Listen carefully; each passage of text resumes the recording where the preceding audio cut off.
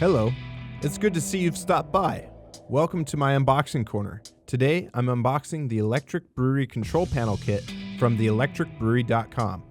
First thing is this nice thank you letter you get. This also includes some changes to the instructions that are on the website, so don't throw it away. Last thing in the letter is a checklist of the inventory for the kit. Now let's get to what's really inside this box.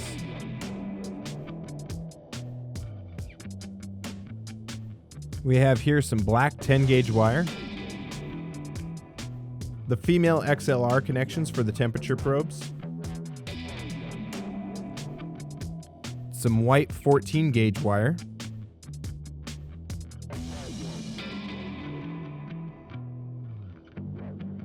red 14 gauge wire,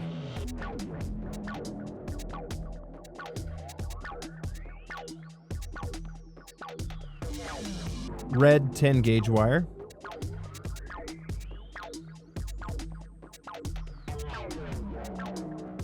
this is 4 wire and there's also some 2 wire in there, some 10 gauge black wire, and 10 gauge green wire. The 10 gauge wire is used for 240 volt 30 amp, and then the 14 gauge is used for 120 volt.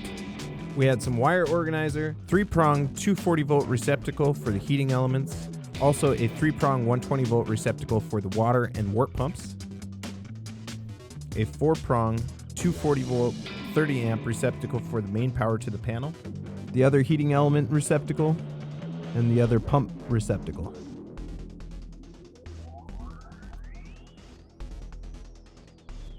This is one of the LCD screens. One's for voltage and the other's for amperage. This is one of the doorbell transformers used to step down the voltage from 120 to 24 volts. Here we have tons of cable tie mounts. These are great for the cable management. And here's some zip ties, some terminal connections, more terminal connections. These are all for different size wires. Here we have a bunch of the bar standoffs as well as handles for protecting different buttons and switches around the control panel itself.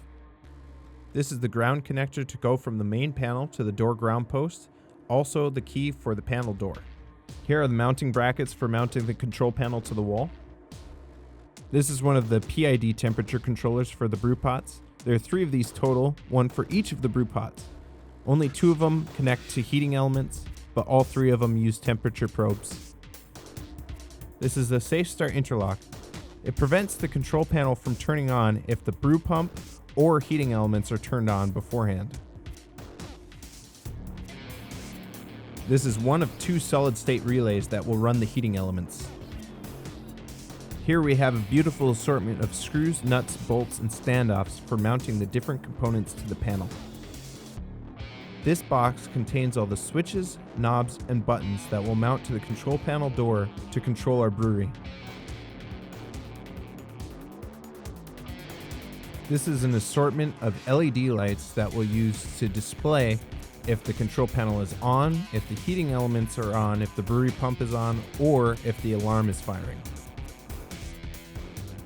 This is one of 3 solid state relays that we'll use to control different elements in the control panel with a flick of a switch.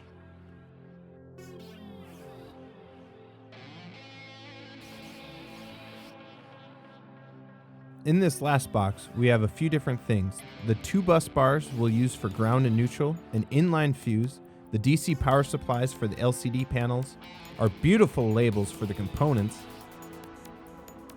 and our timer. The most important thing for the brewery, keeping track of time.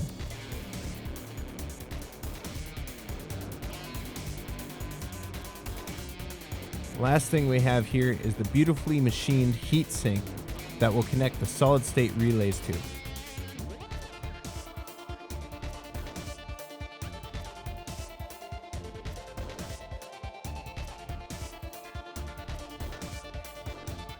The last thing I never really talked about was the steel box that will encase all of our components. This is 16 by 16 by 8 watertight steel box enclosure.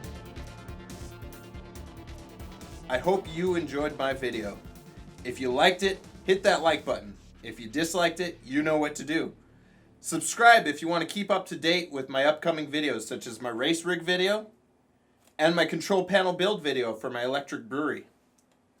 Always enjoy good home brew. And thank you so much for watching. I will see you in the next video. Bye-bye.